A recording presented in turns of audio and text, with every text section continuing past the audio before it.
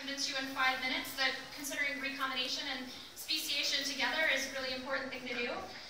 Quite an ambitious thing to do in 5 minutes, but I'm going to try. So some of the major questions in the study of speciation are, what are the mechanisms that are limiting gene flow? How does that vary along the genome? And what are the evolutionary forces that are contributing to this variation? I think a lot about recombination rate and speciation, and so some of the major questions in that area of research are somewhat parallel to these questions. What are the conditions where recombination rate is different? How does it vary? Why does it vary? What are some of the mechanisms? How does it vary along the genome? How does that variation contribute to the variation and hybridization along the genome that we see? How does it vary over time? What is the evolution of recombination over longer timescales? And then again, what are the evolutionary forces that limit variation and recombination, just like with speciation? So in the study of recombination rate variation, I think a lot about how recombination varies within and between species. So some broad scale sort of studies on this, looking at scale, its scale matters. So if you look at a very broad scale, all the way to the right here, we see that correlation coefficients within and between species tend to be quite tight. For the small scales, all the way to the left, we see that there's rapid turnover in recombination. This is somewhat of a simplistic view of it. If we think of fine-scale recombination rate variation as the rate of turnover between species, we know that in species outside of great apes or primates, like what I showed before, that do not have this gene PRDM9, which distributes crossover events across the chromosome, we see long-term conservation of recombination landscape on the order of 10 to 20 million years. So these are some great papers that came out recently in yeast and birds showing long-term evolutionary stability of recombination at the fine scale. Even within species that have PRDM9, the variation in this gene contributes to variation in the rate of hotspot turnover.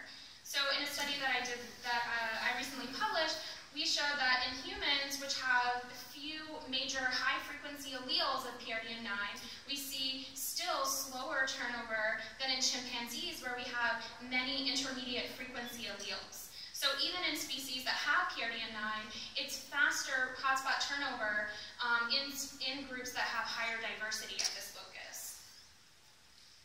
So what about the broad scale? In this study, we had a lot of different pairwise comparisons that we could do, and so one thing that we did is we took that first slide that I showed, where we had high conservation at 1 megabase correlation, and then we did that in all pairwise comparison in great apes in this phylogeny shown here.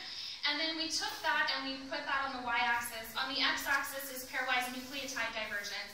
This way we can compare the rate of recombination rate evolution to the corresponding nucleotide divergence between species. What you can see is that this is not a linear pattern. In fact, recombination rate evolution is degrading much more rapidly than the corresponding nucleotide divergence between species. So why might this be? One hypothesis that I have, and I'm sure there's a lot of reasons for this, are that recombination rate is known very well to be a plastic trait. So we've known for nearly a century that recombination rates vary up to threefold in different conditions that have been studied, like temperature stress, starvation, and age, and in different species, like fruit flies, yeast, mice, tomatoes. We know this varies along the chromosome as well, and it's more extreme at chromosome ends. So we've known about this for a really long time. We see that recombination rate is evolving more rapidly than corresponding nucleotide divergence, so possibly the environment could be playing a role in contributing to differences between species that is driven by this process. So I'm a new faculty. I'm using this as a plug for my lab, and this is a current direction in my area of research. I have a new lab at Auburn University, and this is just one flavor of the types of research that we do there. And then these are some other topics. We have a funded master's program as well as a PhD program, so if you know anyone who's interested in coming, please let me know.